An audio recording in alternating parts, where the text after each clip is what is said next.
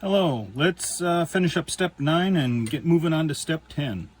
One of the first things that you should note is I already went ahead and started to dry fit for other pieces. I want to keep this, in particular, this work platform that will go on the side right here on for the vehicle I'm trying to model, and the hinge piece that I worked on so hard and put on was in the way. So I was able to, since I only used the plastic model glue to put this on, I was able to pop it off. But this is kind of interesting. You can see what the glue actually did underneath, how it fused the plastic. And so we'll get that put back on after we do that in step 10. Just wanted to let you know why this is missing. Again, I've now got the light setups printed the way that I want, right here and here. I'm not going to put them on immediately at this stage. I'm going to wait until I get to the final stage for the lower hull, just to keep it open, because we're going to have to do a little bit with these pieces here. I don't want to bump or break anything just because of those. Just so you know. And I did go ahead and replace this piece that Tamiya did and designed a new piece for that fire extinguisher grab, the exterior pole. I think it came out good. It's very delicate, so I'm going to be placing that pretty much in directly where this would go, right there. The one thing I noticed is that it won't exactly fit in those two spots, which, of course, I'm dropping it. But anyways, I don't want to glue this on, obviously, even though I'm making a point. Right there, you can see those fit in perfectly. This is a little bit bigger to match the prototype on one part, and on the other part it's a little bit narrower, so I'm going to have to fill in at least one of the two holes to get that nice look. So I thought I'd do that real quick. Again, grabbing my big old tube of automotive body putty. Just take a little bit out of there. And I haven't decided yet. It doesn't look like I'm going to need to fill these two slots in for the headlights, but I'm keeping an eye on that in case I do. Oh, and I want to put a little bit of the tester's liquid glue on here first. Just it gives a little more grip when you're trying to put this putty on. Keeps things a little bit nicer. And yes, I know that this means that I don't have step 9 completely finished because I'm doing this, but I can do that in step 10 real quick, because I do want to get this moving on. I want to get this build done.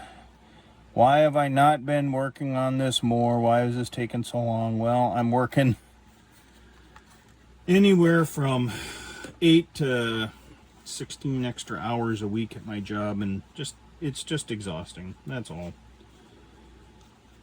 So you come home, and do I want to dive into doing more creative work that kind of taxes me, or do I want to sit around with my family and enjoy relaxing? Yeah. You know the drill. I get a thrill out of doing this, but there's a point where everybody gets just ground down. So while we're waiting for those to dry, on the prototype that I'm working with, they did not change where the tools went. And as we talked about here, these didn't actually exist on the armor. There are actually some stops on the upper hull and sit-dad, so I'm going to cut those off just by taking a knife, and they're just little kind of L and T shapes. They're not that big a deal, because this added on extra armor didn't really have any parts on it, even though they do have the axe head right there.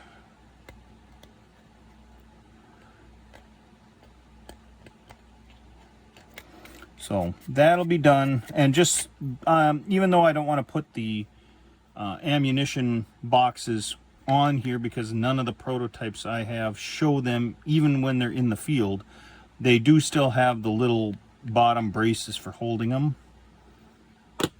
And I'll look into it, but I'm not even sure that they have the hold down clips for them. It may just be that they have those little bottom braces and that's it. Regardless,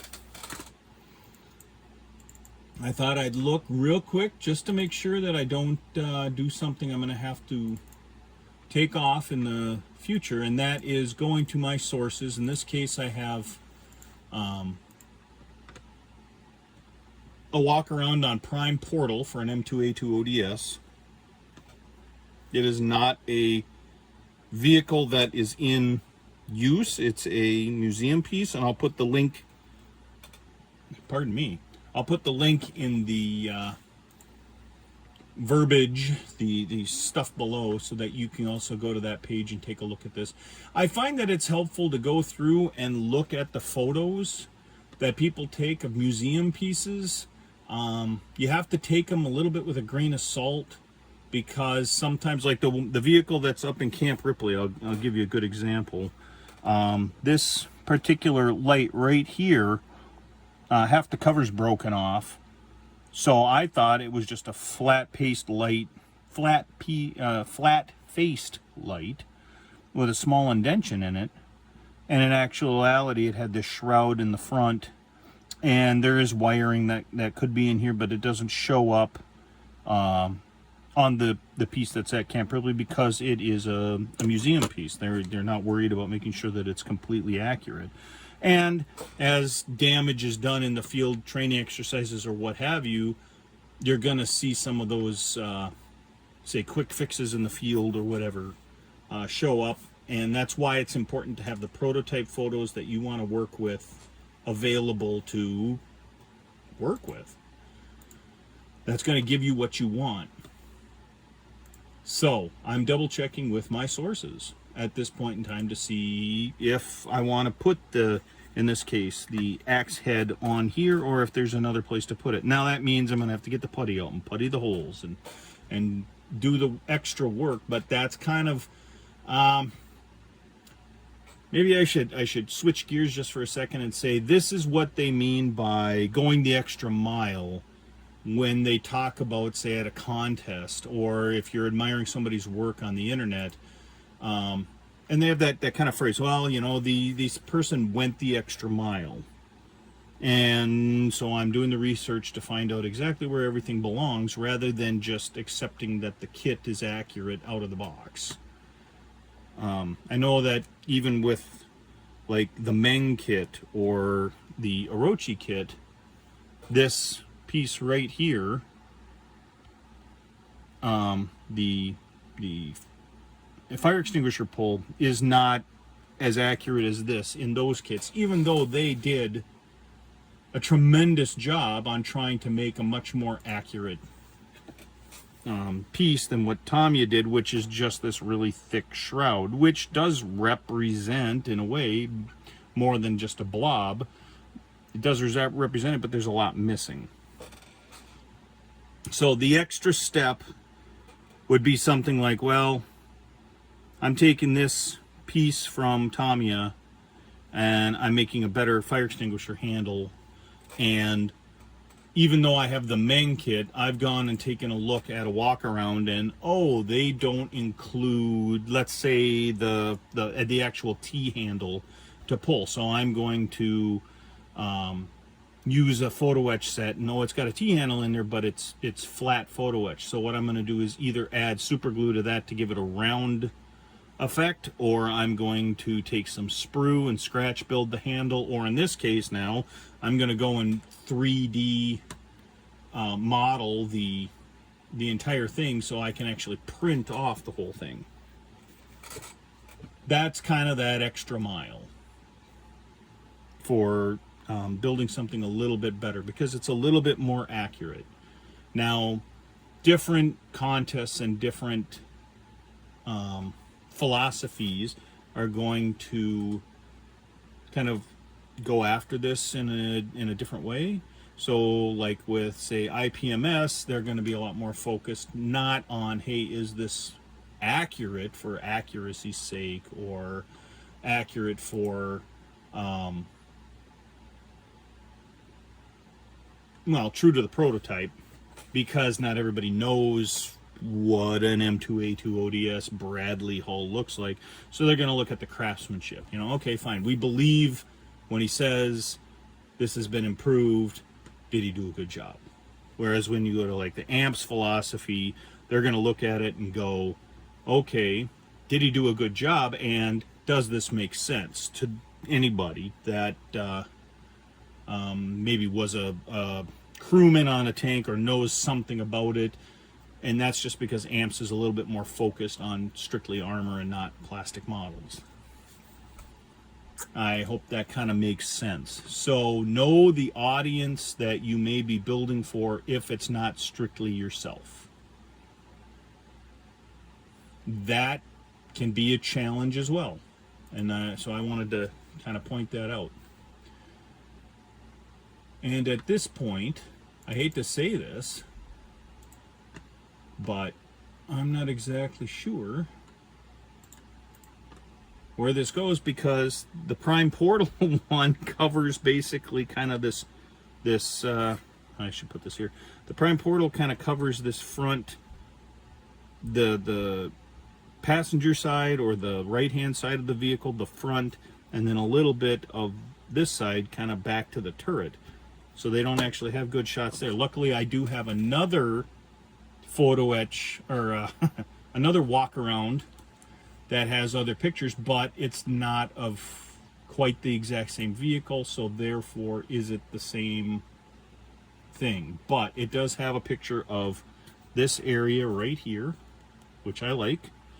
It does show that the axe head is indeed in this area right here, as well as a lifting lug, which we'll have to see if that comes in, because right now we've got the points here for the weighting rods for when they would put up the screen. I am excluding them, so everything in here that's in yellow is being excluded. So the ammo cans, these two sets of rods, I'm not going to worry about it. Now, they're highlighted, kind of like what I did up here, where I told you before, I highlight to show things that I haven't put in yet. In this case, I have not attached the upper hull to the lower hull. However, I'm not highlighting the side skirt in this particular case, but I've got a big X with them, so that tells me, oh, I'm highlighting what I didn't do, but also I'm excluding it, rather than saying, oh, hey, I've got to put this on later. So with that, again, I'm going through my photos of the prototype to see if I can get any sort of information. And yes, what I'm seeing is that there is a tie down point here and here and here and here. So maybe, and I'm only going to say this now because it's probably going to haunt me later, maybe I want to figure out a way to 3D print a bunch of those little tiny tie down points so I can add them on there. This is where this can all get really out of hand really fast. So what I'm going to do is slowly back away and say, this is good enough for now. Rather than going to my prototype photos, and like I said, I want to get this done. So I'm going to put the axe head on here where it goes, and I'm going to put the track adjustment tools. These are used to help take two pieces of track and when they're fixing track, and hold them together and bring them and wrench them together so that they can actually be put together. It's very breaking track is a very tedious, very difficult, and very annoying thing to have to do, but you have to do it. And they have this particular piece going right back here. And again, the piece for the axe head right here. Now, maybe you don't want to do...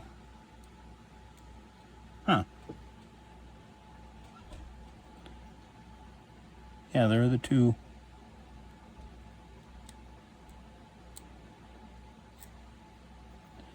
I don't remember it being that way. I'm looking at it. Okay, that...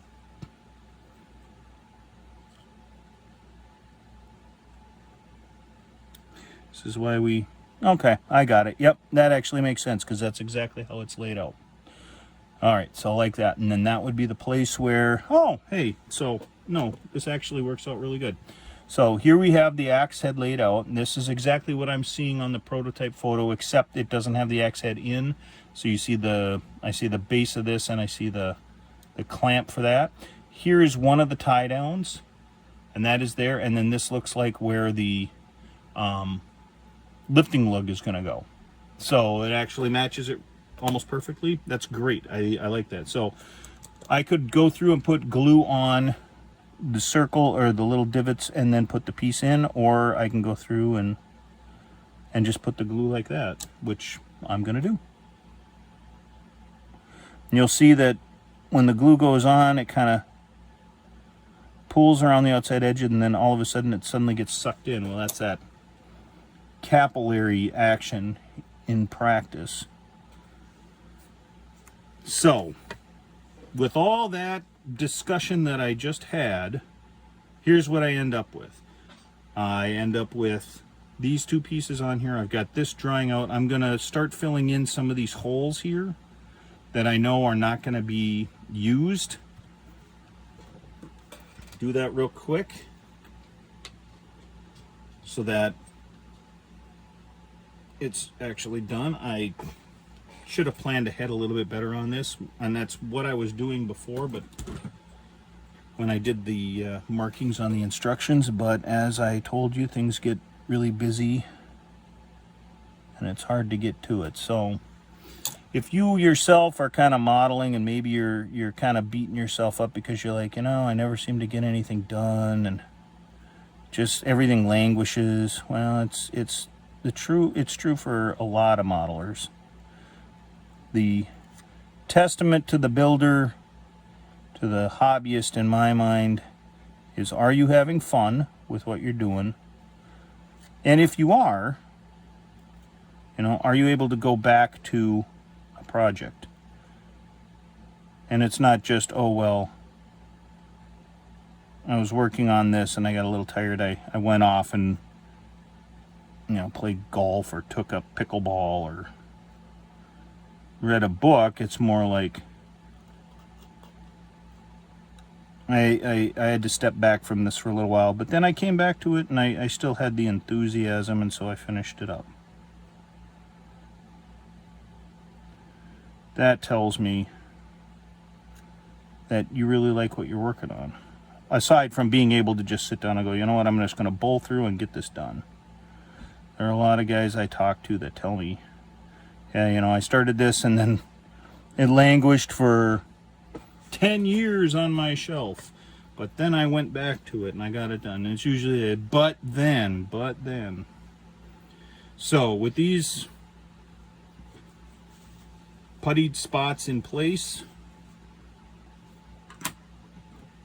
I'm going to say that right now step 9 is complete. Yes, there's some sanding to do and there's some gluing of this to do, and eventually the headlights, I'll do a little bit of test fitting to see if those need to be glued on or not. But when you come back to step 10,